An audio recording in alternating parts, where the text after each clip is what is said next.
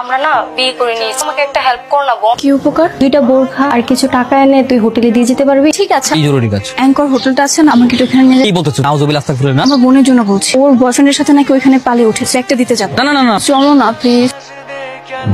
Principal স্যারের মেয়ে sir. আমার মেয়ে হয়ে তুই হোটেলে গিয়েছিলি? আমি হোটেলে কেন যাবো? কে গিয়েছিল হোটেলে? সালমান ভাই নিয়ে গিয়েছিল।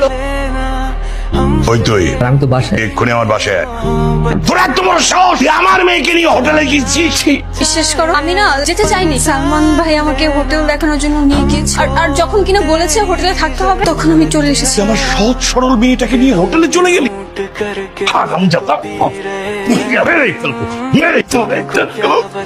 তোকে আসলে জনগণের সামনে মানা উচিত। হ্যাঁ স্যার, কোনো সমস্যা নেই স্যার। আমি আমার স্বার্থ সবকিছু খুলে ফেলছি যাতে রাস্তার সমস্ত জনগণ দেখুক আমি কিছু করতে রাজি।